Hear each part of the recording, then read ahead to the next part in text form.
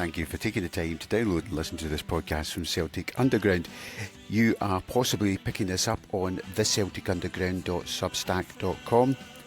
If you are a paid subscriber, you can link your account to wherever you pick up your podcasts, whether that be Spotify, Apple, Amazon, wherever, and you can pick up the subscription feed where you get your normal feed. Just go on to Substack on the website and follow the instructions. Meantime, this is Andrew H. Smith in Conversation.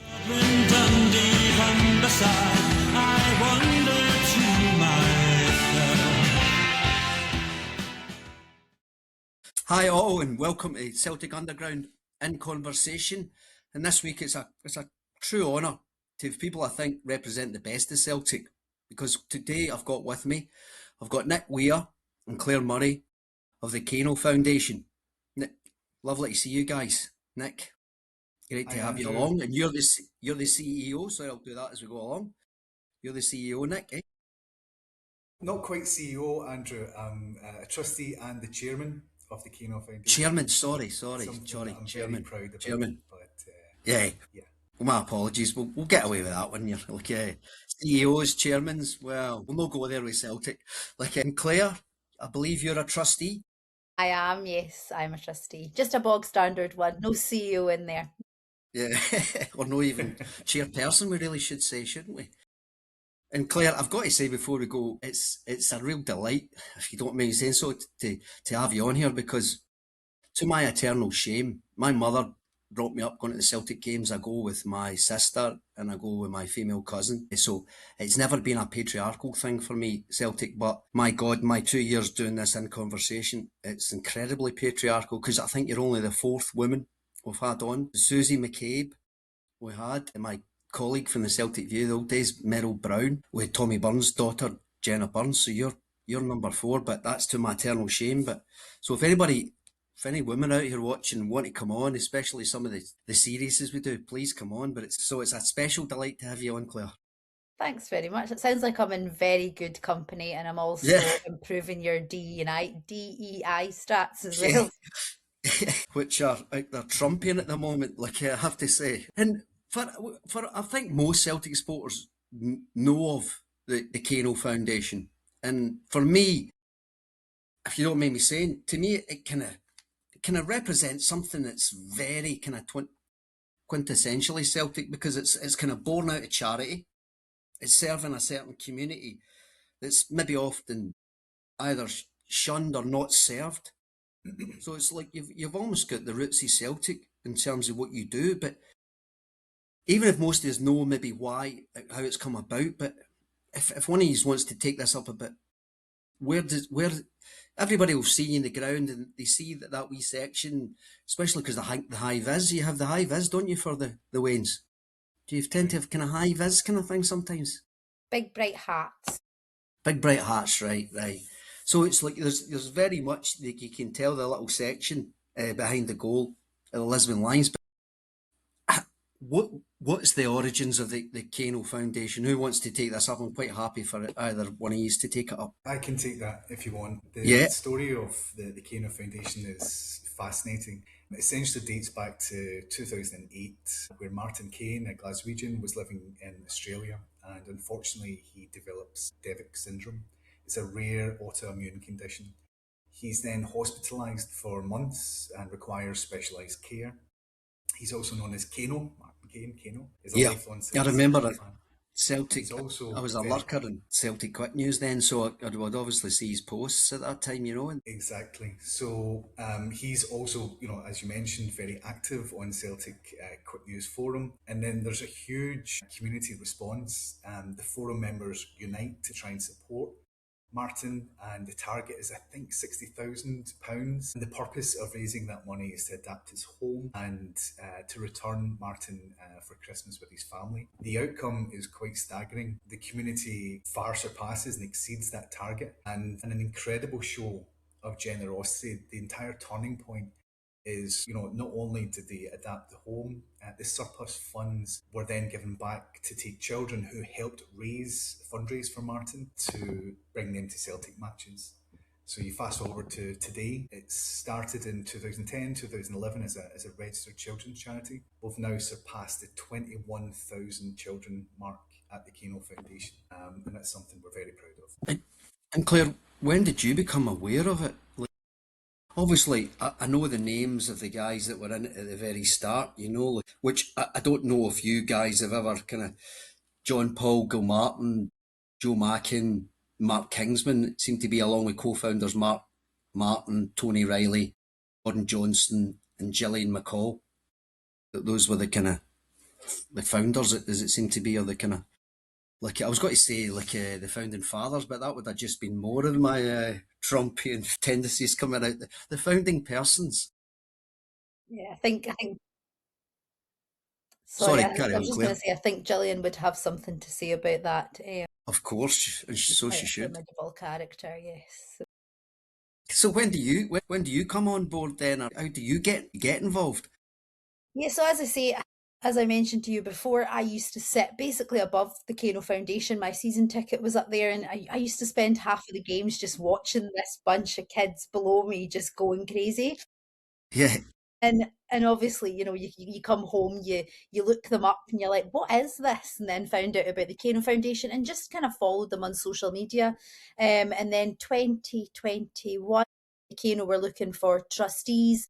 They were looking for people with a kind of marketing background to do social media and websites and things, and that's my profession. So I applied, and yeah, I've been around since 2021, had a baby, left for a little while, came back again. So, yeah, that's it. congratulations, the baby. Thank you. What age is the Wayne now? He'll be 2 in July, and he is quite the whirlwind. Godspeed. Yeah, I remember those days. Someone's terrible twos. I used to say, well, how come it's Yep, terrible threes now, and terrible fours, and terrible fives, and terrible sixes? exactly. It just kept going. But sorry, that's like so. And Nick, what about yourself? What's your entry point? It's slightly different from Claire's. I lived in Dublin for 10 years before moving to Switzerland, and I work in finance during the day, but I held a concurrent role as the commercial manager at Shamrock Rovers. And a number of years ago, we were really lucky to get Celtic to come over and play Shamrock Rovers in a friendly. And I'd seen the Kano Foundation on the TV. I'd been living in Ireland for years, but when they come over, Celtic were coming over, got in contact with the Kano Foundation and organised a few tickets for them. Got to meet some of the guys that were part of it and became a fan instantly of the DNA of the charity and stayed in contact with them and just followed them on social media, watched them on TV, and then I moved to Switzerland and I set up a Celtic supporters club in Geneva, and we started to think about how can we become a proper CSC and donate to a chosen charity. And when we were discussing that, we decided it was going to be the Kano Foundation, reached out to them, and we started doing fundraising for them. We designed a football shirt that had the Kano Foundation logo, and yeah, just started to increase our communication between some of the trustees. I also know one of the original trustees from my college days, and Right. I was asked to join a meeting at the end of last year, and yeah, got involved through that. So you're relatively new to it, in terms of the kind of role, in terms of the role or the kind of the level of involvement that you do have now. Yeah, I joined as I suppose a consultant, you could say. And then I was asked to join the board in August of last year. And then in December, I took up the reins as chairman. So I'm new into the role, but thoroughly enjoying it. Yeah. And is it all just volunteers, Claire? Is it, you're all just volunteers? Everyone is volunteers, yeah. There's no paid employees or anything like that. Everyone just does it for the love of football and the love of bringing the kids to the games, because it's one of the best experiences of your life is coming along to the football with the Kano. So yeah, that's why everyone does it. And how many seats do you have? I mean, and do you just pay out of the funds that you raise, and it's all fundraising, isn't it? Like you just pay for so many season books. Is that what it is? Then is that how it works? Do you get any special discount for Celtic or anything? Is it all right to say that? No, and we wouldn't really want to because we're not affiliated with Celtic. You know, Celtic are very kind of good to us, but we very much want to stay an independent charity. So we just pay our ticket the same as what everybody else does, which means that, you know, we have the same rights as every other fan that goes along to the game. So yeah, we've got 150-ish kids seats and then 30 adult seats, obviously for the chaperones that come along Of with the course. kids. 180 odd of us at the games every week, second week. Right, right. You're just about the same size as the Green Brigade, but there you go. Like, Yeah. I'm allowed to say that. Yeah, so you've board meetings every week. That's quite onerous for volunteers. I'm a Scottish Fair Trade trustee, and we only have 4 a year, and I'm still struggling. Like I've just become, it's the trustee world is one I'm struggling with. Claire, you might need to give me some advice later on. To be Everybody fair, knows policy and all the rest of it, and I'm getting, I don't know the laws and the rules regarding everything. And is it I had to look through a DEI document. I know you were joking about it earlier, but all that kind of things I'd never thought about when I agreed to become a trustee. there's a lot of kind of legal and regulatory Yeah, stuff attached to it that you don't really realise. We used to have meetings once a month, but they would take up 4 or 5 hours. You know, you'd be sitting there for forever. So we have an hour and a half once a week or once a fortnight just now, which just keeps everything nicely ticking over, I guess. yeah. I mean that's dedication, Nick, for your volunteers. What kind of band do you have? I mean, how many different kind of chaperones or whatever do you have that you can pull from? I take it different people go to different games or whatever. Yeah, absolutely. I mean, we have six on the board right now, and we're expanding, and we could maybe touch on that later in the show. With regards to the volunteers, we are roughly around about 15 right now and growing. And that's something that takes a lot of coordination. It takes a lot of dedication and time from everyone who's involved. And as Claire mentioned, this is completely voluntary, and that's why there's so many calls and meetings. And long may that continue. I think as the charity is expanding, we have a very prominent ambassador now as the patron of the Kano Foundation, and that's only going to increase our visibility, which most likely will mean we'll need more people to get involved, which is great for the charity. So yeah, long may it continue. A lot of hard work, but a labour of love. Yeah, and how? I mean, in terms of your finances, because you're always dependent on the generosity of others. If you're completely funded by donations, effectively. So is that? Do you have like Celtic supporters who have standing orders, and do you have kind of well-heeled benefactors? Is it all that kind of mix? Is it all there, Claire? Yeah, I mean, we would always appreciate more donors. Obviously, every charity would, I'm sure. But like as you say, you know, the Kano represents quite a lot about Celtic, and that is, you know, the giving side. You know, the fan base are incredibly generous. And, you know, we have people who give us £1 a week or £1 a month, and we have people who give us £50 a month. And we have people who come up to us with envelopes, you know, their CSC has had a dinner and they've had a raffle and they've given the money to the Kano Foundation. So the Kano itself is just really representative of the Celtic fan base and that kind of big generosity given back, like in the ethos of Celtic itself. So we're really lucky that we've got that, you know, incredible supporter base there as well.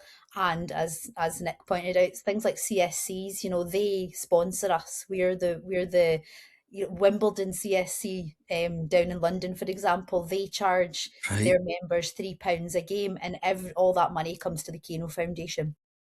It's a Wow. mix, a big mix of different things. Is how we're funded, basically. Yeah, and how do you decide? I saw it in the website, Nick. Like I saw that it was saying you could request because one of your kind of the credo is that no child should be kind of deprived from going to see live sport because of a financial consideration. I've clumsily like rehashed that because it's snappier on your website. But you know, like how is it decided who those 150 Wayne's are. Through the website, there is an allocated, let's just say, parameter where we open up applications to everyone, and it's then gauged through a first come first served basis. We judge it on a few different parameters. I think this is probably the time where Claire's experience would most likely stand better stead than mine. So I'll hand you over Yeah. to Claire on how it's vetted and so on and so forth. Yeah, I mean, our ethos is basically, a charity open to all. So anyone can apply. We've got football teams, we've got schools, we've got Sunday school groups, we've got just families, people from Scotland, England, Ireland. We've had kids come over from North America, kids come over from Europe. So there's no restrictions on who can apply. Everyone just applies when the application's open, and then it's as Nick says, it's a first come first serve basis. So as you can imagine, with the cost of living, we always have a waiting list. We always Yeah. have more people than seats, and I imagine that's going to continue. Yeah. And once you've been once, is that you? Is it a one time only offer? No, we do try. If you have been in the past, we will try and allocate people who have never been before people that have been quite a lot. But if you think about like a football team, every year there's going to be new people coming into that. So usually it is kids that are coming along every time. Yeah. And it's for the people that come along, it's totally buckshy. In the sense, yeah, there's no cost imposed on people that attend and sit in those seats at all. Not a thing. The only thing that people have to pay for is getting themselves to Celtic Yeah. Park. So they get they get their ticket included in that. The kids get a hot meal, whether that is, we sometimes meet in a church hall beforehand, depending on the game times. They'll get a hot meal at the church hall, or they get a voucher for the kiosk at Celtic. They can buy themselves a pie and a juice, like the classic match day experience. I don't think many of the kids are buying Bovril these days, maybe a wee Calippo. And then they get a bag, and in that bag is a juice and a sweetie and a bag of crisps, and the Kano Foundation scarf that you'll probably have seen, and then the I've big, got one in the hall there, aye. I've got one there in the you hall. go, yeah, Very and the good. big yellow hat that we were talking about earlier on, which is how they stand out on the TV.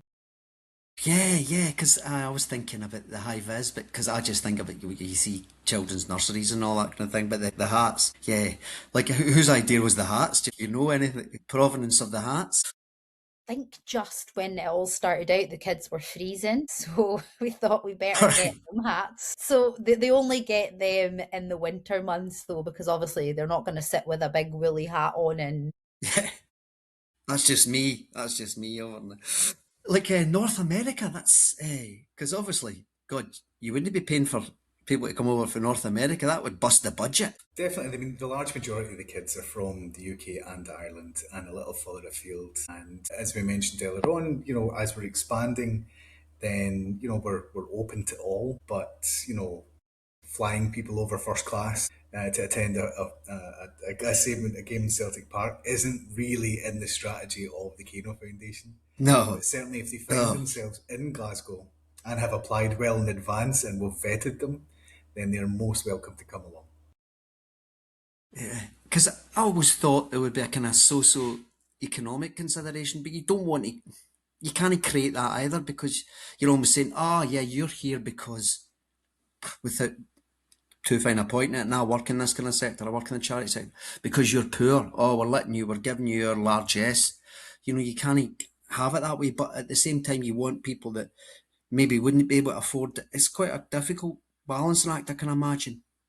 Well, absolutely. But as you say, how would you ever decide what the cut-off point that people are allowed yeah, to come are? Quite a lot of our groups that do apply, they are kids from disadvantaged backgrounds. So it's, schools in quite kind of poor socioeconomic areas. It's football teams where these kids' parents, the football teams' coaches have maybe organised that because these kids' parents could never have actually afforded to bring them.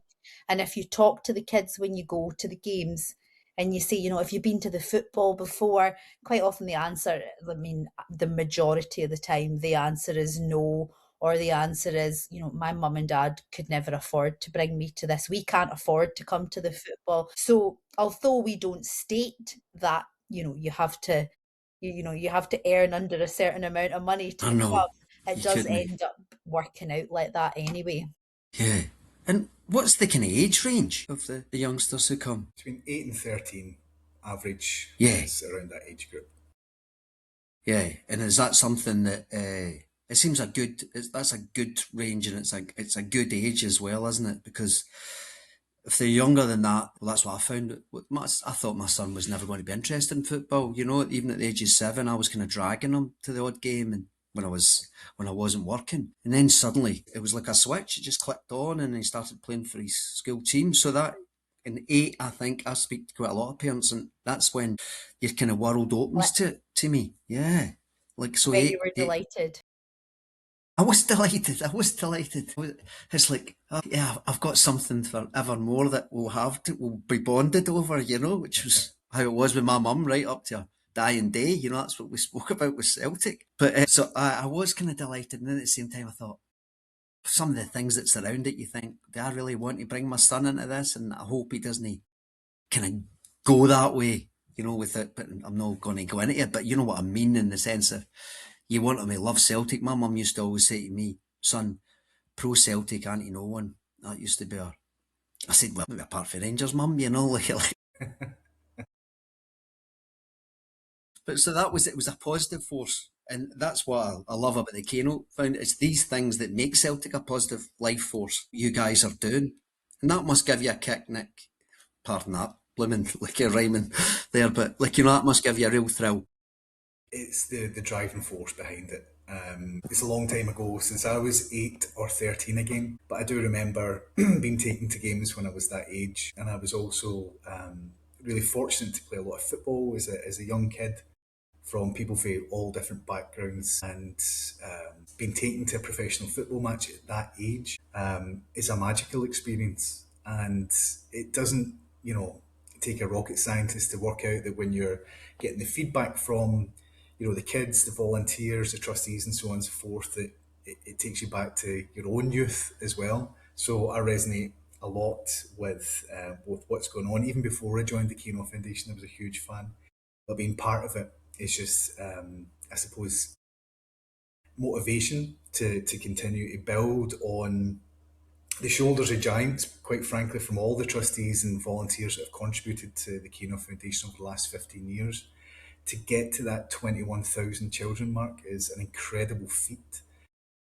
The fact that, you know, now we have Kieran Tierney as the ambassador for the Kano Foundation will only give us, I suppose, a pathway to greater visibility and growth in the future. And we want to smash that number of 21,000, which we will do next season, and just continue to do that for seasons to come. So it's a privilege to be part of this charity, it really is. And Claire, like Kieran Tierney, you couldn't really have a more emblematic kind of player that would be your patron.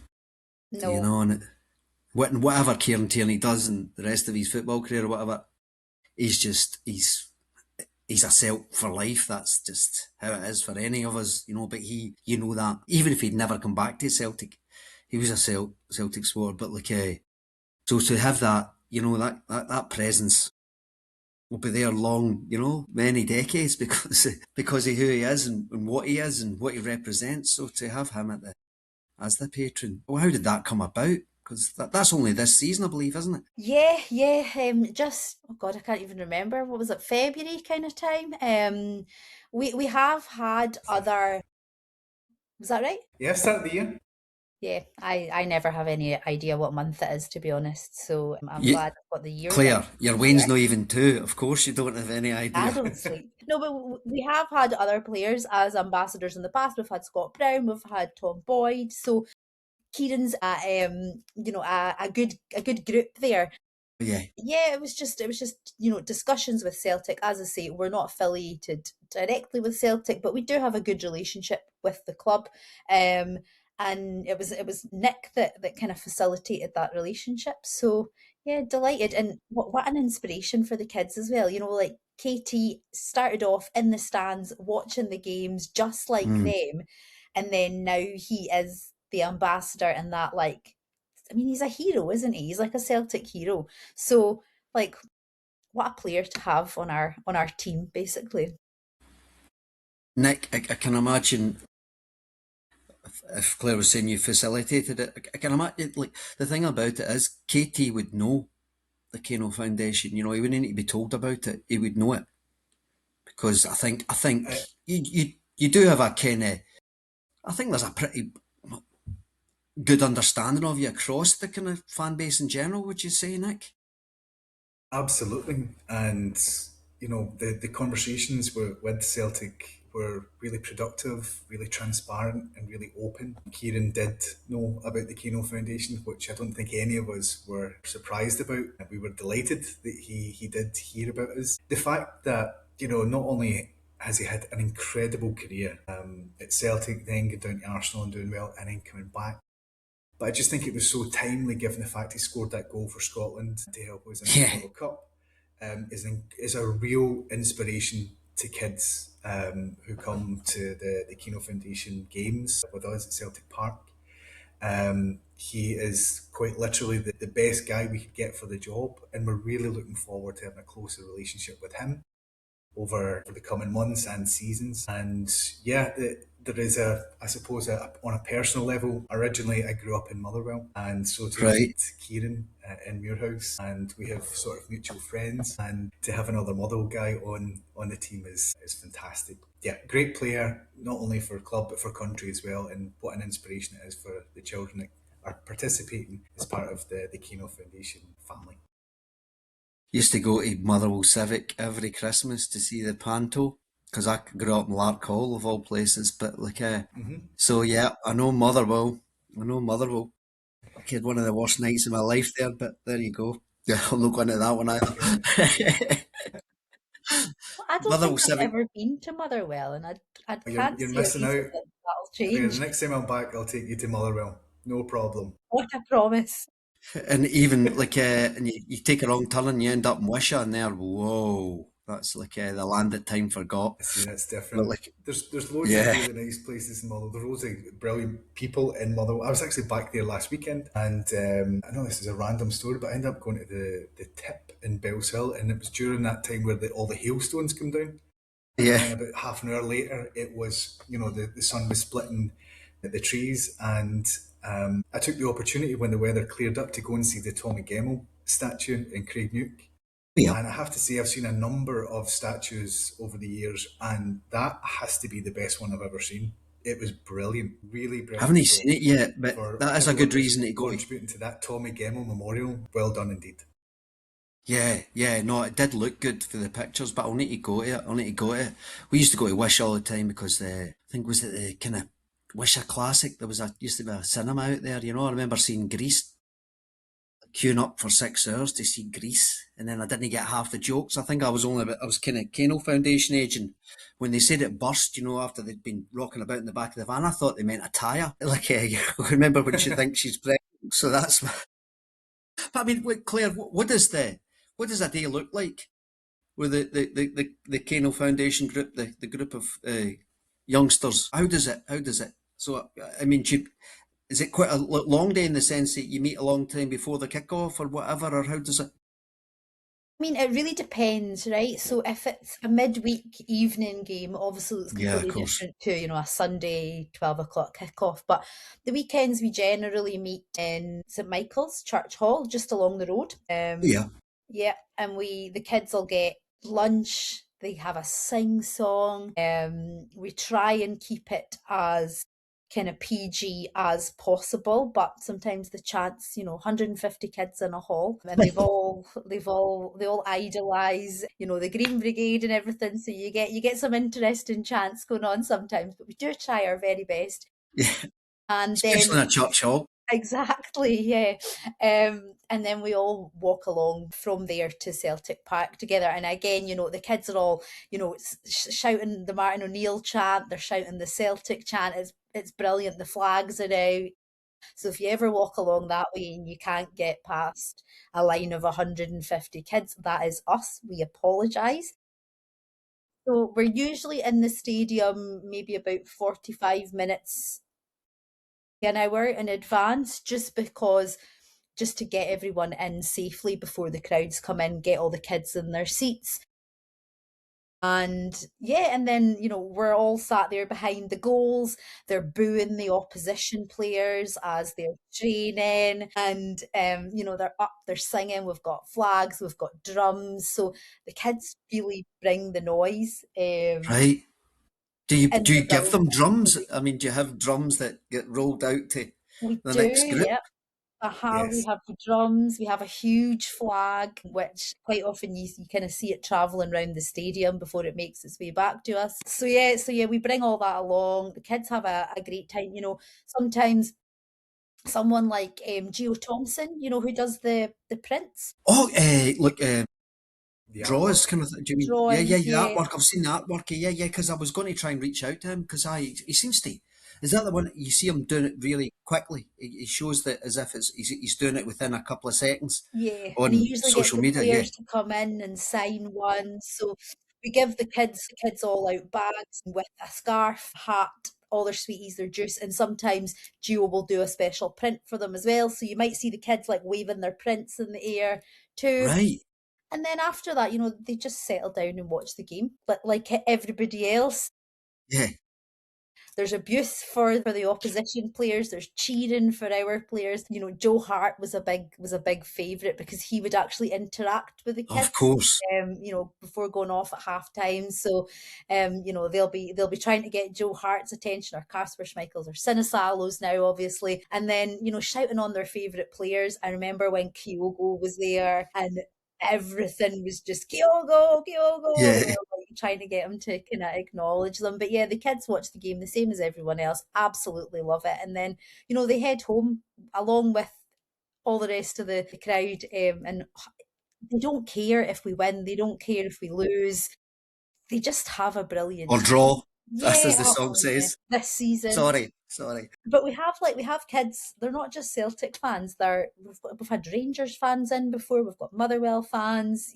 They all just come along. They all sit together and they have a brilliant time. So it's a great day out. And one of the best things about being part of the Kano Foundation is that kind of walk up the steps. You'll have seen it on social media. Yeah. People bringing their own kids, and you see them and they video their face as they walk into the stadium. And that's one of the best things about it, is just watching the kids take in the size of Celtic Park, Yeah. as it begins to fill up and the noise kind of begins to rise. All their faces, they're just fascinated. It's incredible. Yeah, yeah, I know. Even now, sometimes you still pinch yourself when God, we've been going there since it opened, 95 and all that. It's still, the scale still sometimes is arresting. So you can just, that's the great thing to see. Even now at my 16 and 19-year-old, you still see things through a young person's eyes that's seen it for the first time. There's nothing more kind of life affirming in a way, or kind of, it really just gives you that kind of jolt of kind of energy, doesn't it, to see the world through more innocent eyes? Exactly. And then imagine you're doing that, you're walking in with 150 other Yeah, kids, and maybe you're like group of mates that you go to school with, or you play football with, or whatever, and it's such a cool experience for them. yeah. And so it tends to be groups that you wouldn't have one child on their own that didn't know anybody, or do you? Or We would sometimes, have families, yeah. So families can apply as well. We get, I mean, groups of every size, from, a mum and her son, or a dad and his son, to 40 strong groups. It's everything. right, right. And I mean, do you have any?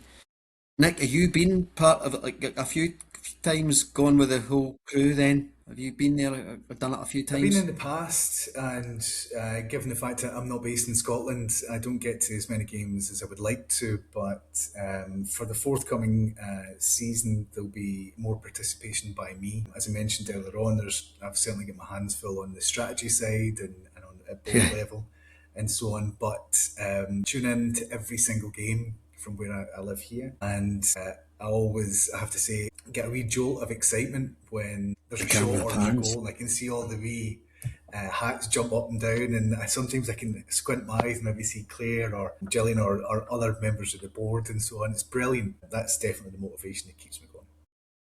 Yeah.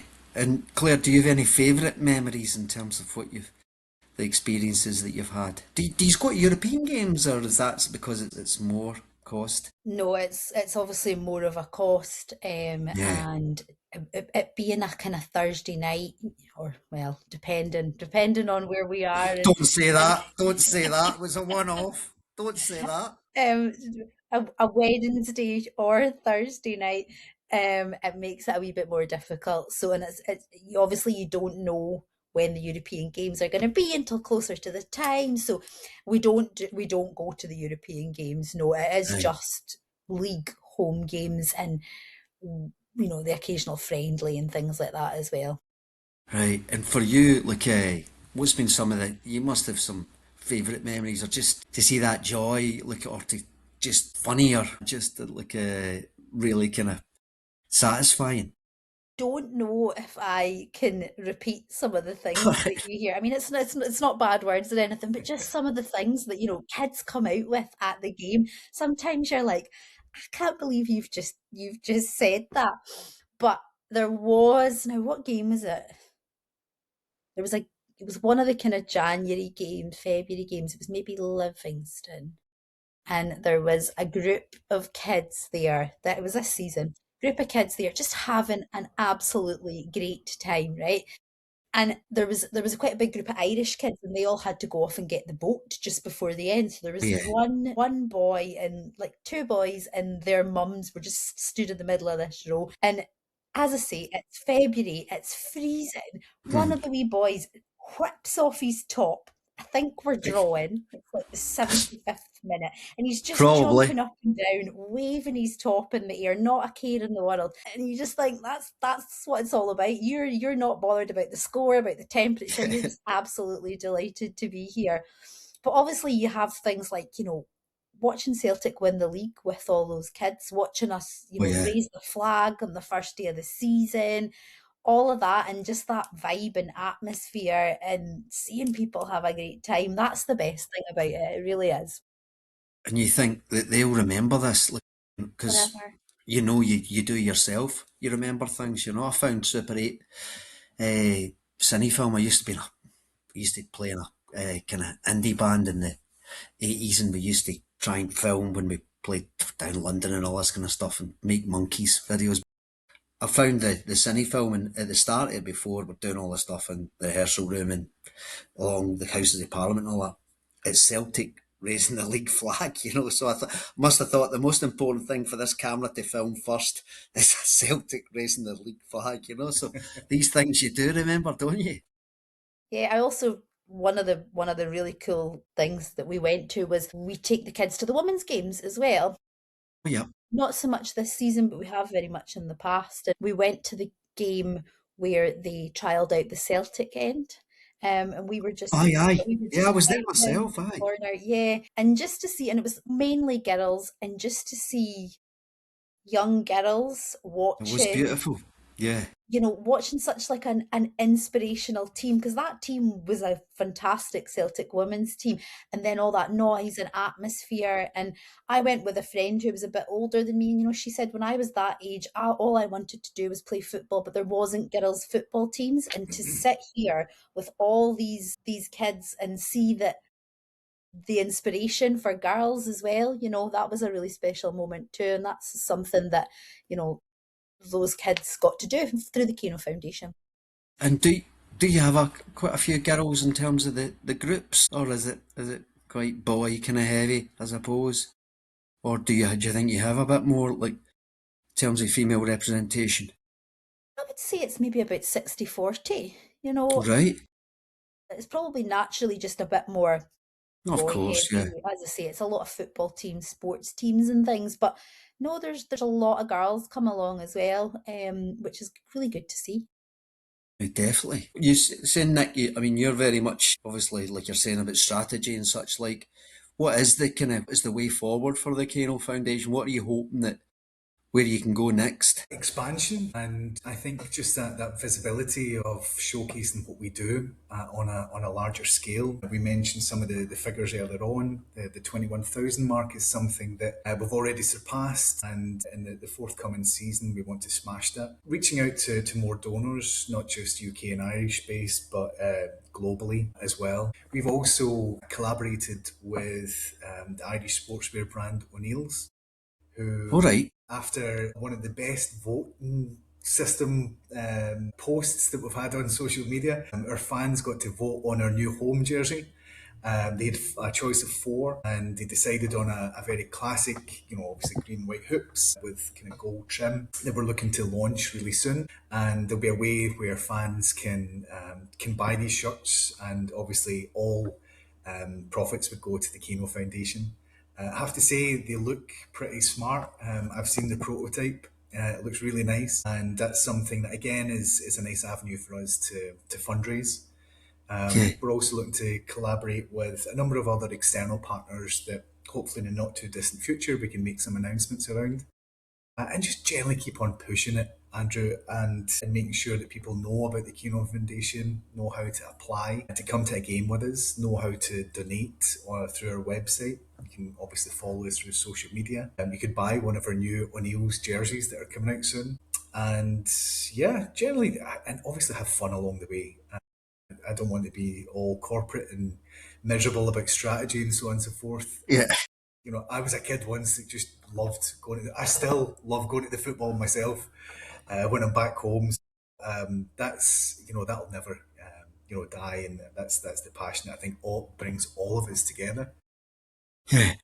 So yeah, really exciting times ahead. And the other message that I'd like to put out, Andrew, if you don't mind, is that because of the interest in the Keno Foundation, we are expanding and we are looking for new trustees to join the board. Right.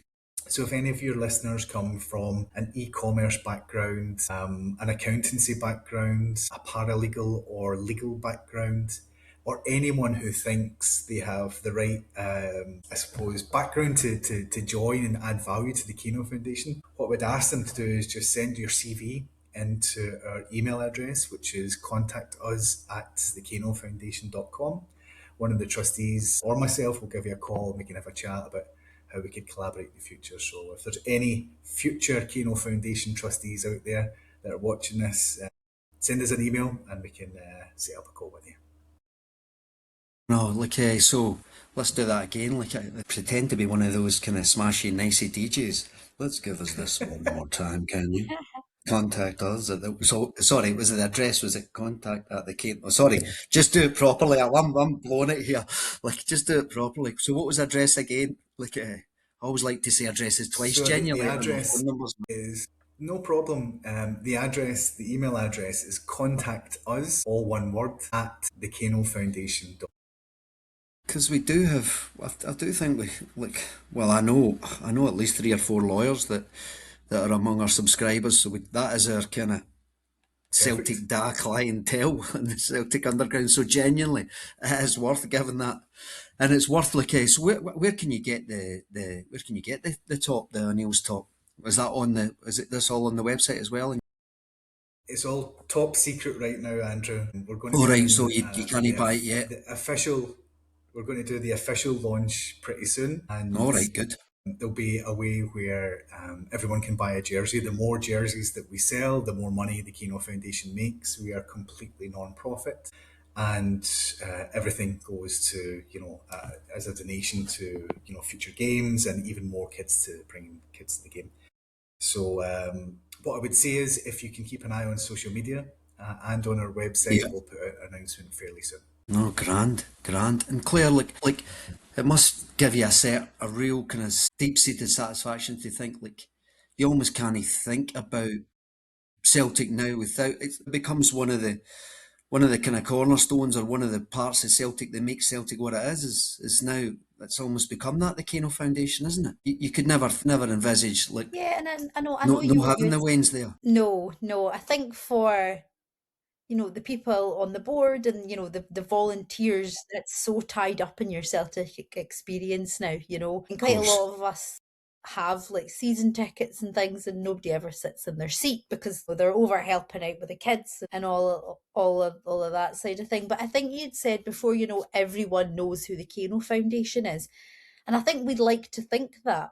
I'm not sure that that is fully the case. Not everybody knows who the Kano Foundation is. That is part of what, you know, Nick is working on as well, is just raising awareness. What did they say there was? 4 million Celtic fans worldwide. Is that what it's supposed to be? I'm terrible at numbers. There's mixed research articles out there, but over 4 million alleged Celtic fans. And if a certain percentage of that knew about the Kano Foundation, and even better donated to the Kano Foundation, would be in an even better place. So that's part of my job, is to raise the brand awareness, let's just say. Well, no, of course. Like, And for you're everyone probably that right, sits Claire. around us. You know, you're probably right. You think people know, and like we're probably more immersed in certain elements than the normal public are, you know. Like, I say to my cousin about things that have happened on social media, just because he's not on social media, he doesn't know half the stuff, you know. He's like, life could be better that way, mind you. Sometimes you think, you know, I wish I didn't know half the stuff I see on social media, but the Kano Foundation is one of the things that I'm glad I do know, and it's been an absolute delight to have you on. Claire, sorry, were you going to say something there? No, it's okay. I think you were just cutting out a little bit. It's all good. Oh, right. Sorry if there's been any kind of slight kind of technical kind of issues. There may be a delay between us, but I don't know. I don't think it's been that bad. Guys, thanks so much for your time. It's an absolute pleasure to meet you, Claire and Nick, and more power to your elbow, guys. Let's hope you can go for strength to strength. And as I say, everybody didn't know about the Kano Foundation. Well, let's hope we've kind of spread the message a little bit further with this episode. Thanks so much, and God bless you guys. Listen, Andrew, thanks very much. Genuinely, we really appreciate the opportunity to come on and say a bit about the Kano Foundation. This will really help us, so I really appreciate your time. And as I mentioned, you know, if you do get any inquiries after the show, just send them through to that email address we mentioned earlier on. We're happy to take it from there. But again, thanks so much. Really appreciate it. No, thank you. Thank you, Claire. Thank you very much. Thanks, Andrew. Take care.